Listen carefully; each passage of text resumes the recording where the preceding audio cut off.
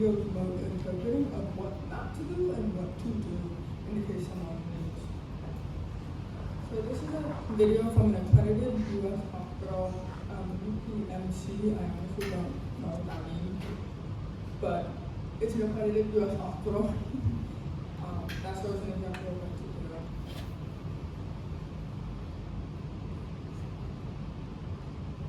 Okay, today. Can you make it any bigger, Cassandra? I'm sorry, I don't understand sign language. She's using sign language. Do you know how we get an interpreter? Who do we call? Interpreters must be provided at no cost to the patient. Video remote interpreting, or VRI, can be utilized in minutes upon need, and in some cases can be used as an alternative to in-person interpretation.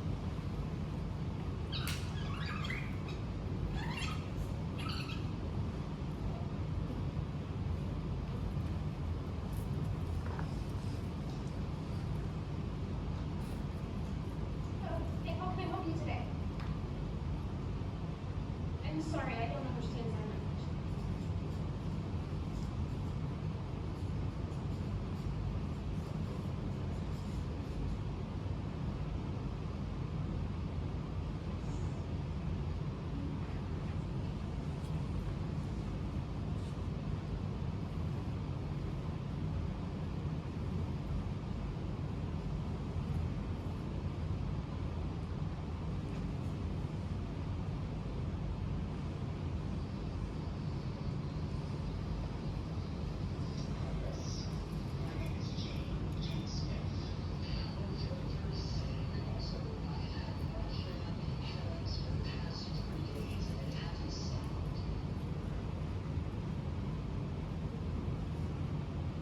Yeah, I have a quick question for the panelists. Could you explain how just writing on paper and pencil is not always effective? Well, nowadays, with technology and our wonderful telephones and cell phones, we can text back and forth messages to people. We can take turns using the cell phone. It also does transcribing for you. So voice to text, you can read some spoken language that way.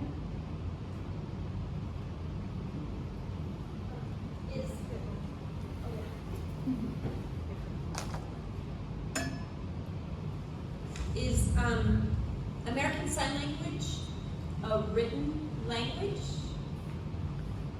Anybody in the room? It's not. So writing back and forth is kind of like, you know how Creole is a little French and a little Spanish, I think, right? Okay, so if you have somebody from France speaking French and somebody from Portugal speaking Spanish, they're going to be able to communicate, right? Because of Creole. No. There might be a couple words that are overlapped, like, hey, do you want an apple? Are you hungry? Those are like, but not, do you have like diverticulitis and what kind of pain, those kinds of intricacies. No, it's just not, no. And again, if you're talking about American-raised deaf people, even going through our education system, Robin, you would have a more exact grade level, but the average English literacy level of those people are what? Third grade, some second to fourth grade, around there, which obviously does not include medical terminology. And certain words that are less frequently used, appendix, esophagus, they've never maybe even seen those words, or maybe once in a textbook. They're not going to use them fluently. So it really does a disservice to say, well, we're just going to write back and forth, and the doctor's going to write how they would normally just speak a sentence, and then they're going to figure it out. That's not going to work. That's right, exactly. It won't be clear. transcribing, when you first walk in, first of all, the clinic, there's a table where you have to write your name, right? That's fine. But understand that beyond that, it's not gonna work. So, transcribing, right, with the doctor, if he's speaking, that voice to text, that often is not gonna work with what he's communicating using these technical words and medical jargon. That is not gonna be easily transcribed using the technology. Exactly, and so to Robin's point, if a person comes in and is asking, because this is their right as the disabled person, is asking for the accommodation of an interpreter, there is a reason for that. And that needs to be accommodated per their request. And if the doctor says, oh, well, this is just gonna be a short thing, you know, can we just do it this way? That, many times though, unfortunately, deaf people have been disempowered for so long that they go, okay, and they do the whole appointment, they get it all written down, they go home and they still have no clue. So from a provider's perspective, to shut that down again, to close the door in your face and say, no, we're gonna do it this way. And they say, well, but the person agreed. It seemed like they were fine with it. And I felt like we were talking okay. They're liable there. Exactly. And if they don't provide an interpreter, they have to reschedule, they should reschedule the appointment. You know, we requested an interpreter, I requested an interpreter, didn't provide one, then it's up to you, you gotta reschedule the appointment. And you're not gonna charge me for this time. They should not be charged because they did not provide the accommodation. Thank you for saying that. The next video would be a mother and son sharing their experience with BRI.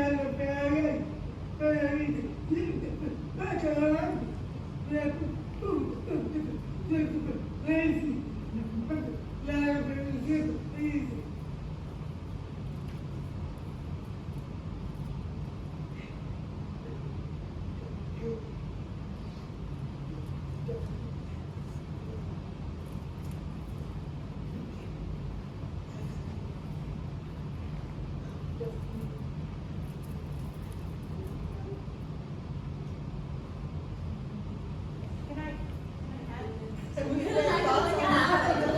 So I wanted to mention that they said they took away the VRI machine. Yes, because this VRI machine, most of them have many languages. They use them for spoken language, Spanish, you know, all the spoken languages. And it's like a feature. Great. But imagine if one of you is in the emergency room and you are terribly sick and the doctor puts a piece of tape over your mouth.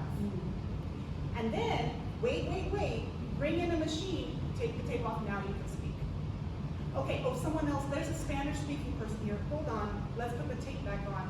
And and they take away the machine, and you can't communicate again until they decide to bring the machine back, which, when is that gonna be? I don't know. Imagine how scared and disempowered you would feel with that happening, and that's what that older woman was talking about. There's a lot of deaf people who, my stomach hurts, let's say, and doctor said, can we see? And there's a big scar on their stomach. What happened? What was that surgery from?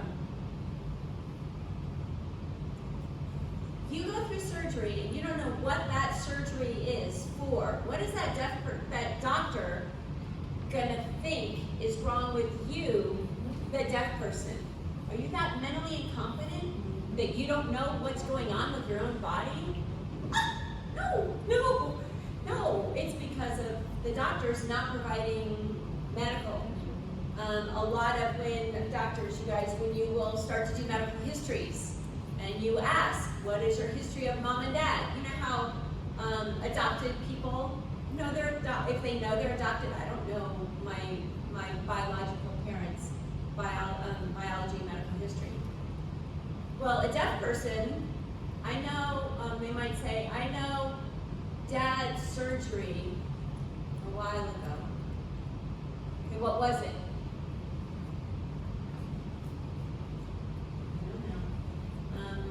And as a medical interpreter, we should be able to know the deaf culture and the hearing culture and say, this interpreter asking for clarification, does your mom or dad, do they sign? No. So then, doctor, I don't know the medical history because my family does not sign with me. There's no communication in my home. So it's not like them who's an idiot, that like the doctor is thinking, you don't know anything, like the non-compliant because of carbs, it's not their fault. That's the interpreter's fault for not being skilled enough to see that nose or that blank face and not know what it is. There were like 4 other things that we could say, but I forget.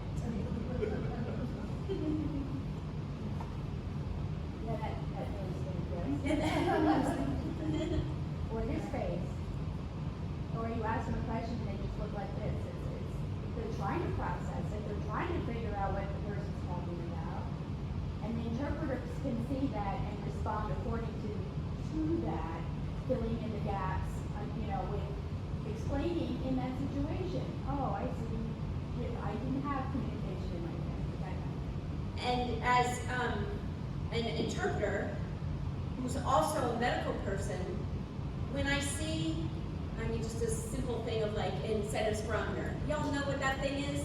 That thing that goes like this in the breathing after you have and the ball's in there and you go, right? Well, you're supposed to have that little ball and hold it here nice and slow and then drop it. But you know how many doctors and nurses go, so the ball goes, that doesn't do anything for your alveoli sacs. It doesn't help at all. So I have to interpret it the right way, or do I have to interpret the way that the medical staff talk about it? Ethically, which way? What do you all think? Who thinks, raise your hand, who thinks I have to interpret it like the medical staff did it? Is doing it the wrong way? Do I have to interpret it that way? Who says I have to interpret it the correct way? We're holding the ball in the right way. Raise your hands, which way? I would lose my certification if I did it the wrong way. Part of our code of professional conduct is to render the message faithfully. I cannot add, I cannot omit. So if Doc is saying blah, blah, blah, and I know that it's blip, blip, blip, I have to interpret it blah, blah, blah. I have to. Unless it's by, what is that, the 2 exceptions of like death or like, No, that's part of another question. I agree with you. I have ethically figured out how I can say, I as the interpreter, I'm not super clear on how to, can you just exactly how it's supposed to be done? Can you just show them, like, again?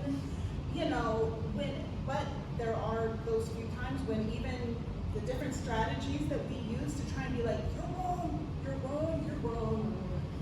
Okay, I have to tell them the wrong thing, and because that's not on me, that's on the provider. Yeah. deaf patient, we don't know what, if that doctor is explaining something wrong, and how are we supposed to know? We wouldn't know. And let's say I'm friends with her, which I am underneath her. So I know her, I'm a friend, I know, let's just say you were diagnosed with diabetes, right? You're now on insulin, she's not, but I'm just saying, let's say she's now on insulin, right? She goes to the ER, I don't know. An agency calls me and I go to the ER and I happen to interpret for her. I'm now not her friend. Still love her, but I'm not her friend. I am her interpreter. And I know that she threw her insulin away as a friend. She threw it away. She's not taking it anymore. Now I go to interpret for her, and the doc says, so I see in your file that you're on insulin. How many units are you taking? Do you take it regularly? Yes, I do. So, who thinks I have to tell, I know you threw it out, and who thinks that I have to interpret what the deaf person said? Yeah, I do. Now, am I happy about that? No. Do I want to go like this and go like this? Yeah, no. She's really mad. I'm fuming. I am. Yes, but I have to follow the code of professional conduct, because if hearing person here throws out her insulin and she has nobody to go into the ER with, and she's talking for herself and communicating directly, is there a little person that she might or might not know follow her around and tattling on her? No. Our job is accessibility. It's equality. I'm not here to help her. I'm not here to save her little life, just like she's not here as a deaf person to save my life. It's not, no. We open the door, we don't carry them through the door. Oh, that's We good. just open the door. Snap. Miss Cassandra's like, yep. So now I'll show you a clip from Pitt, from the show The Pitt, season 2, episode 6.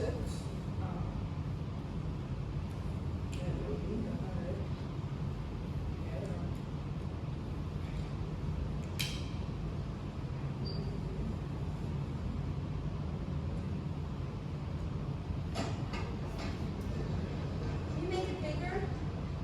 I can do it from here.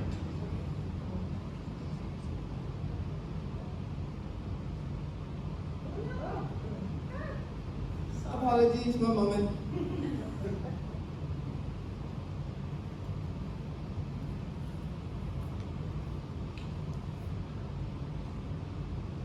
My laptop likes to take its time.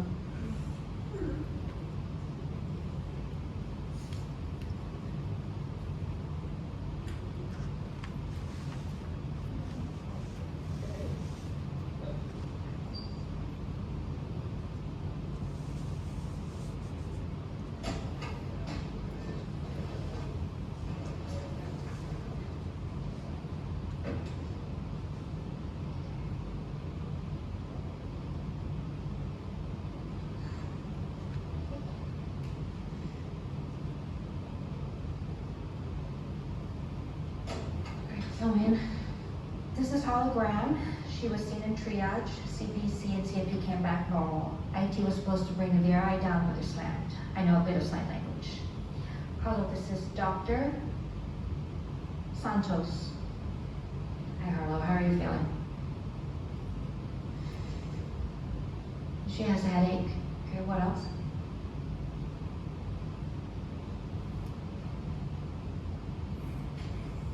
What did she say? I think she had a stomach ache, and she might have passed out. I'm not 100% sure. Okay, we're just gonna need to wait for an interpreter because I need to ask a million questions and I can't do it this way. So just call me when IT comes down.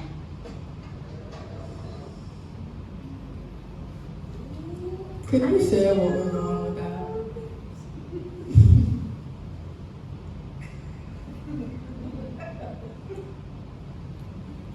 I was asking if you could share what was wrong with that. I can point out a couple that she didn't know what she was signing.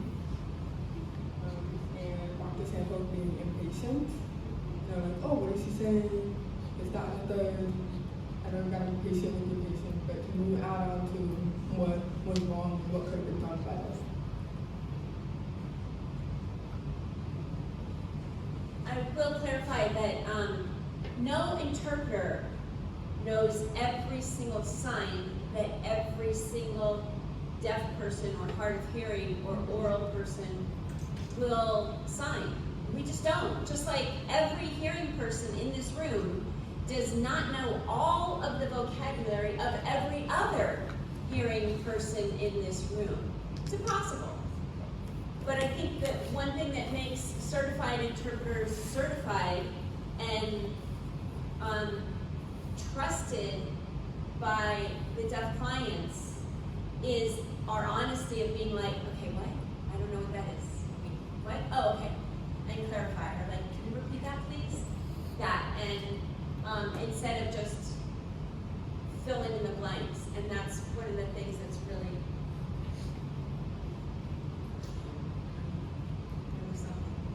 hard, impossible, important.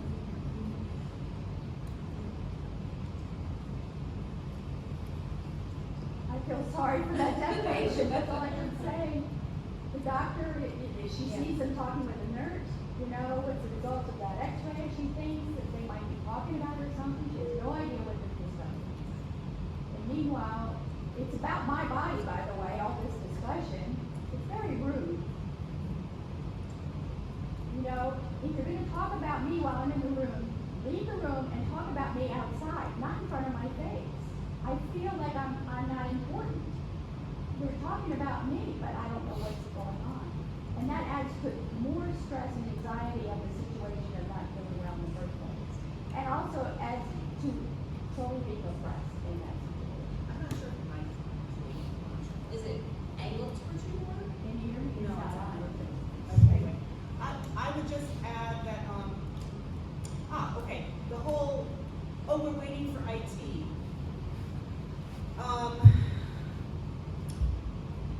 So any profession that you go into, you could be a computer person, you could be a realtor, you could be a whatever you want to be. If there's something important to you, you can know how to get it done, is what I'm saying. So those of you who have been educated and know about a situation like this, know about accessibility, ADA laws, things like that, and you know that you're reliant on a machine, make friends with the IT guy, okay? How hard is that, you know? Know that, hey, maybe the rest of my team doesn't care about this. If they don't care about it, that's fine. If you care about it, then actually you're making yourself invaluable because you're gonna be the one that knows how to plug it in, you know how to connect it up, you know who to call in IT, and I get this done. And that's not only for deaf people. Anybody coming in there needing that service is going to be so appreciative. You are making a big difference in that way. And so this kind of like, well, we're just waiting for IT, meh. No one up there cared. They really didn't. And they're just gonna use it as another thing to gripe about. I gripe about my hours, I gripe about Dr. So-and-so, and I gripe about my residency, and I gripe about, it's just, okay, but are you doing anything about it? Because this is a really easy thing you can do. And honestly, we're strong personalities, right? I'm like this woman in the video. And Cassandra, we're the same, right? You and I, we have similar personalities. In the hospital, if I was in that situation as the woman in the video, that would never happen to me, okay? Trust me. All right? I wouldn't sit there just waiting and waiting. That would not be me. I would speak up. My speech is fairly good, and I would say, excuse me, I would appreciate if you would not discuss in front of me my situation. Leave the room or tell me exactly in writing or whatever what you were talking about. Show some respect to me as a patient. Respect is so important. I just want to add that. Okay, so there's one thing. The signing lady, was she a signer or an interpreter? Huh? Yeah, a signer. She tried to interpret, but remember I said you have to be fluent in the language and then you have to learn how to interpret, plus the rules and the laws and the codes and the models and all that kind of stuff. Fun. Just like any other profession. And we are a profession, we are degreed, we are nationally certified, we do need continuing education credits that are a lot more harder than my RN. Let me just say, a lot more harder, a lot more of them, and a lot more expensive than my RN CUs. Just saying. Anyway, so my point. The lady that walked in, she was the nurse, and the doctor said, so tell me what it is. So she said, we can't do that. If somebody asks us, so you're the doctor, and you're my deaf patient, and I'm your interpreter, and the doctor comes in and asks the interpreter, so for a report, and they do that all the time in the hospital. And that's like, I'm not the nurse, I'm the interpreter. Yeah, I know, just tell me what's going on. I'm the interpreter. I'll be glad to interpret for you if you want to ask them any questions. Or the nurse is Betty Sue. So I can't give a report because I'm not medically trained. Can I help her get up and go to the bathroom? But I'm in the room. Why can't I? Why can't I? Well, because do I know how to transport? If she slides, has me as an interpreter with my national certification, do I know how to transport her and slide her down safely down my leg like nurses don't? No. Can I pour the water? Can I fluff her pillows? Can I give her a trass massage? Can I do all of that kind of stuff? No, because I'm an interpreter and all the medical staff, they do it. The other thing is there's a difference between ASL interpreting, interpreters for the deaf, and spoken language interpreters. So what she did kind of there was a little bit more spoken language of like, tell him, and this is appropriate for spoken language, Spanish, French, whatever, yada yada.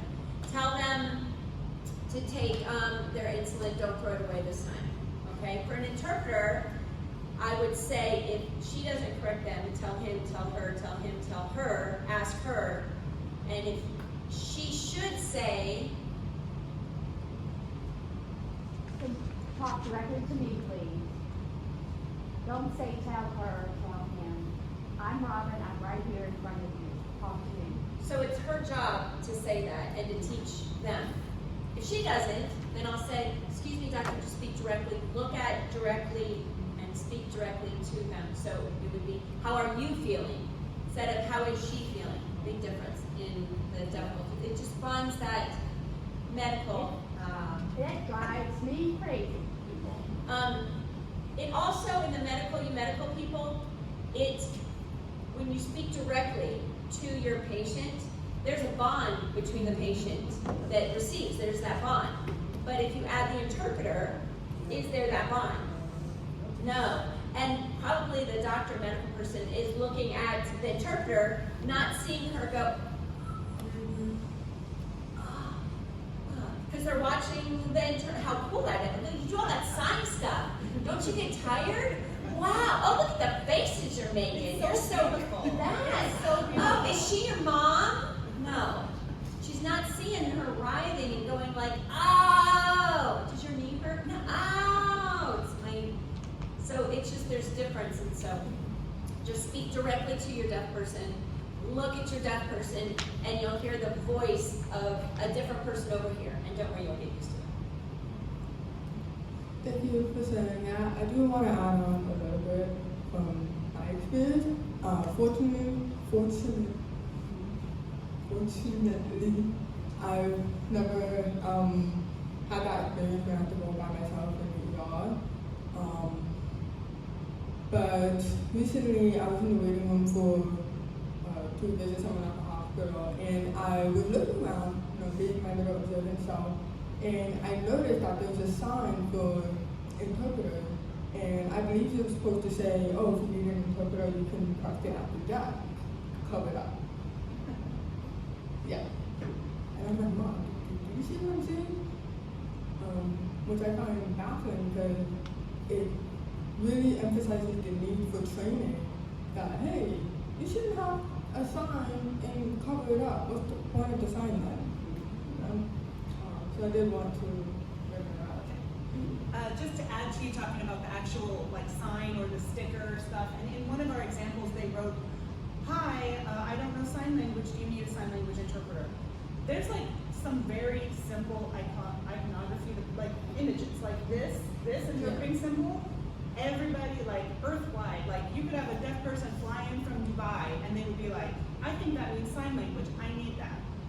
So that simple symbol, like on a sticker, like you said, it should be there, but they covered it up. But if a person walks up and says, "That's me, I need that," there you go. I mean, it's done, it's over. So the education part is true, and it's surprisingly not as complicated as people think. And then I have one last clip, and then we'll go ahead and move on to Q&A.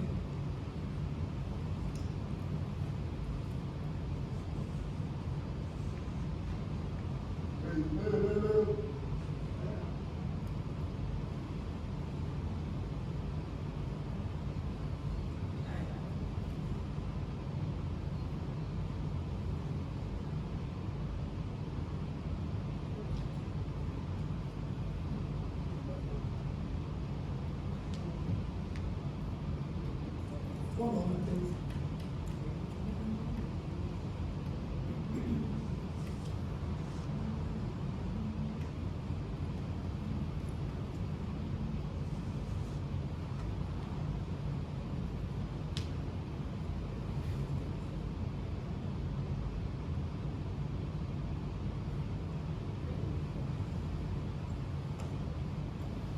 So it's showing the same clip as before with a woman recording her husband's reaction.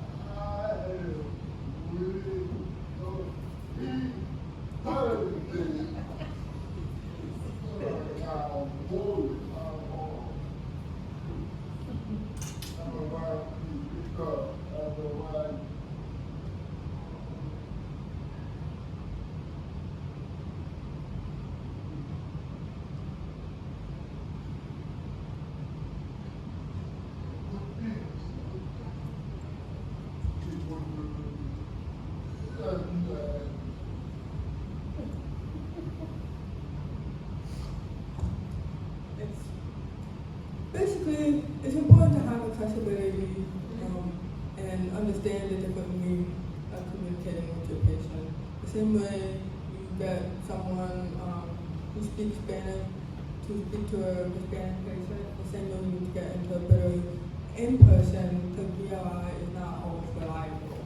And so, way back when before technology was invented, they still found a way to communicate. So we can still do that in 2026. I wanted to say that. Now we'll go ahead and do some Q&A if anybody has any questions that they would like to ask the panelists. Yeah, I wanted to ask about the situation where, as the interpreter, you couldn't like mediate and say that the doctor was saying something incorrect. But I forgot what it was called. But you guys were mentioning before how there was a second person in the room who was able to give more time to the patient and explain what was going on.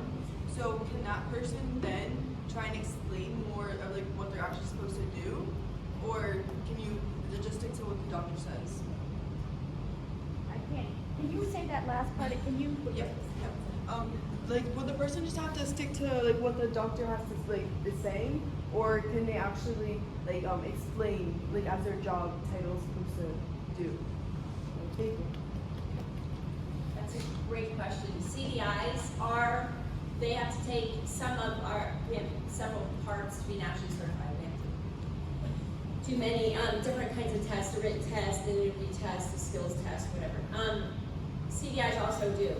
But their rules on the job are a bit different because they think and they can take this water and pour it and change this water that's drinkable and great, and they can take it and mix it and do this and put it over their head and take it and then say, here is a bucket of water. It's still water. Do you want this water? It's still the message, it's still the point, but the method that they give it is very, it's just deaf. We're not deaf, there's deaf culture and there's hearing culture. I'm part of the community of the deaf. I respect it. I am not part of the deaf culture. She is, and you probably are because of your connection. Yeah, I have deaf family members. So let me give it in a scenario, okay? That I worked with a CDI on this. Okay, so the doctor is saying I'm prescribing such and such medication, and you need to take it 3 times a day with food. So I'm going to sign and interpret your medication 3 times every day. It's almost no changing. I mean, there's nothing changed in the message. It's very straightforward. 3 times a day with food. Here's your medicine. The deaf person can say this person is from another country and they were uneducated. They didn't go to school growing up, okay? And for their needs to be able to comprehend this enough to comply, we need to say, okay, in the morning, do you eat in the morning? And they might even use different signs. Like I would sign eat. They might sign like scooping food because it matches their culture or what have you. You eat in the morning, and they say, oh, no, I don't eat in the morning, I just have coffee. Okay, well, we just discovered something that is important that the doctor needs to know. Me as the interpreter, that's not really as a hearing interpreter, that's not really my role, okay? But the deaf interpreter just found something out. By the way, this person doesn't normally eat breakfast. Is that gonna be an issue? Maybe the doctor has to tell them, eat a cracker, eat something at 8 a.m. Okay, so on the clock, you see when it goes to 8, they're gonna write it, make sure you see 8. When you wake up in the morning, you have, a little bit, okay, you take your pill. And so they're gonna drag this on, they're gonna give examples, okay, and then you see the time on the clock, and then it goes to noon, and the sun is up in the sky, and now you're gonna eat again? Okay, you eat, you take your pill. 1, okay? At night, you sleep. What time you sleep? Oh, I sleep at midnight. Oh, okay. Not at midnight. What time you eat? Depends, whatever. Okay. Does the time matter? Okay, no, the time doesn't matter. Okay, so nighttime, you eat something, you take a pill, okay? Every single day. Calendar, bring out a calendar. This is today, so tomorrow, remember, you eat in the morning, you take your pill. I mean, this is the extent that they're gonna go through to make sure this person understands. That's their role. Now, if I was the hearing interpreter, and maybe I'm a nurse as well, which is awesome, but I'm not.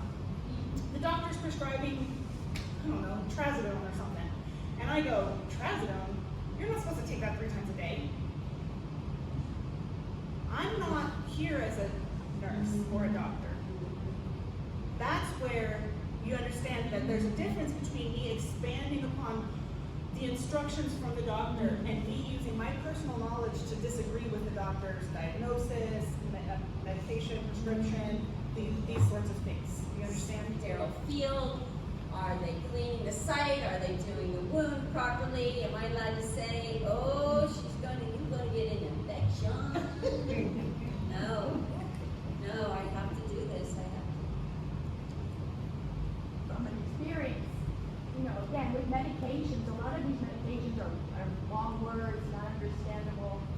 And 3 times a day, if we sign 3, that could be misinterpreted as 3 pills 3 times a day, seeing that silent 3. And sometimes times I have a nurse write it out to me, clearly, one pill, morning, noon, and evening, so that it's very clear how many pills, how many times a day that. It's so important for the deaf patient who doesn't understand 3 times a day. Is it 3 pills every day?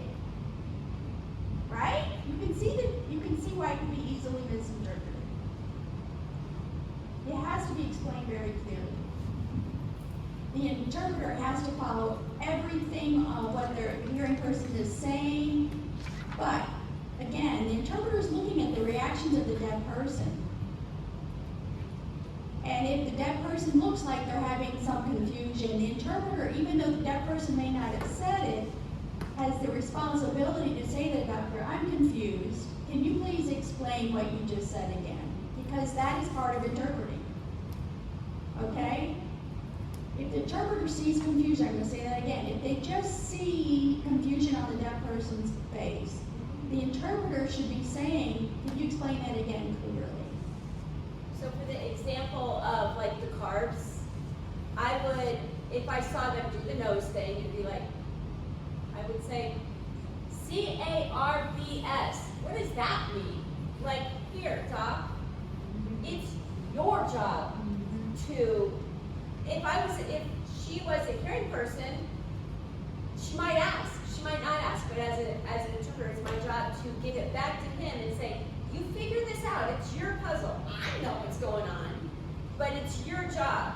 And if he says, don't eat carbohydrates, and I know that nose is gonna pop up, or that stare, and so I'll try again to do the mediation of the culture and say, carbohydrates, what are those again? Because she's asking a question, there's no knowledge of what that is, so I can reword her nose, or reword her question.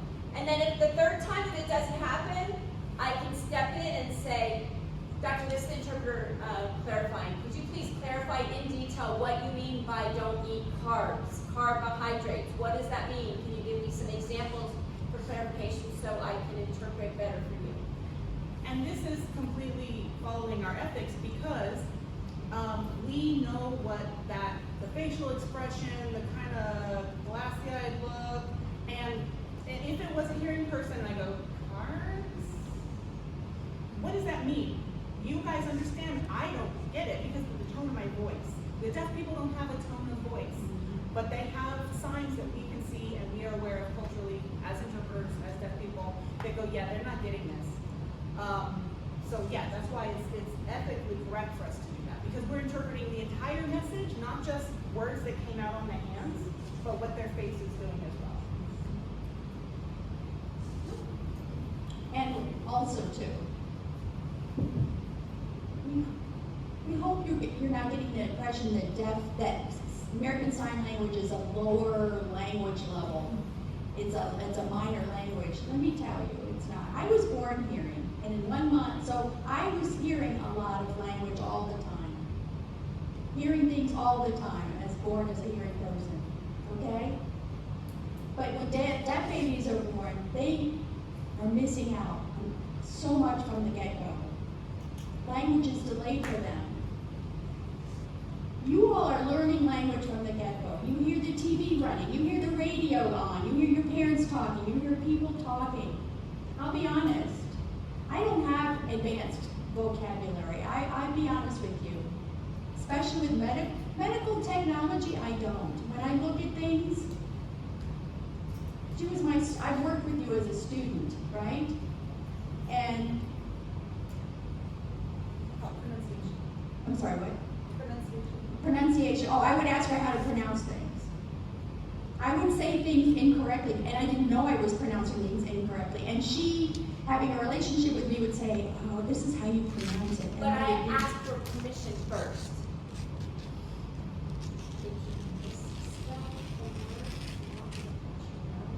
Oh, yeah, just privately. Okay, so I'm not gonna Yes, say privately. now.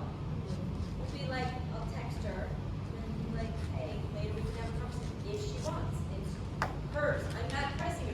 You're saying that wrong. It's not pressing. I'm better. No, not at all. Not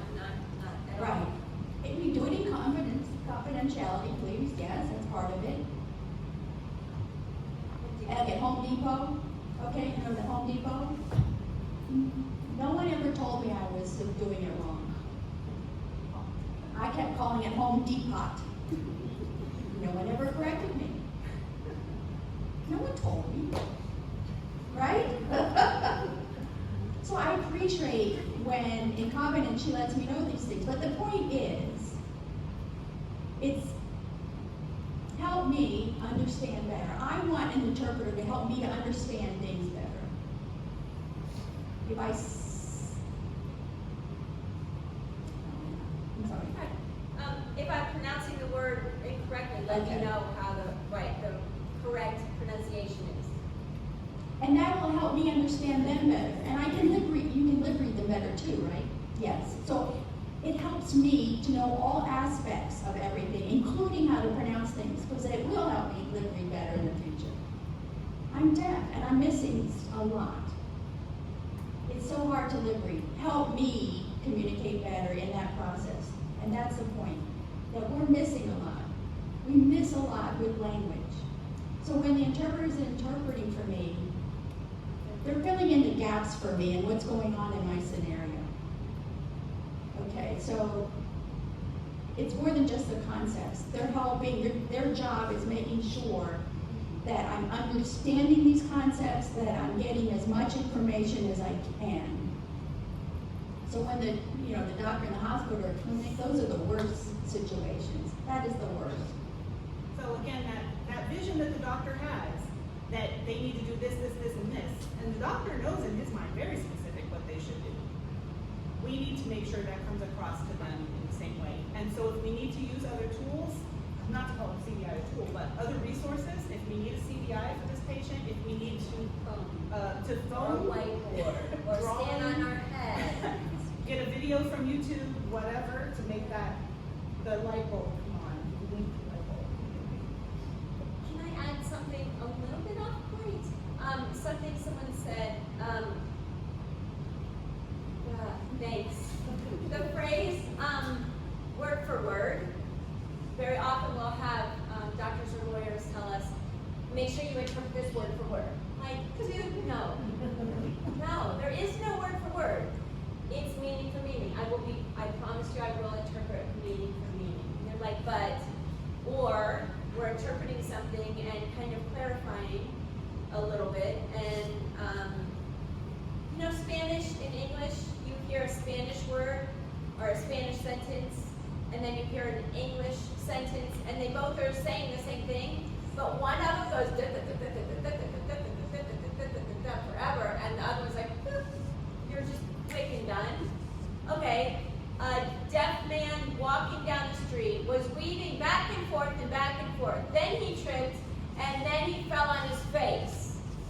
So that's English. And then ASL would be,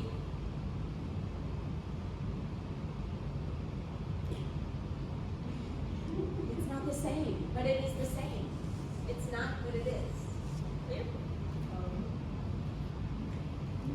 Do you have any other questions?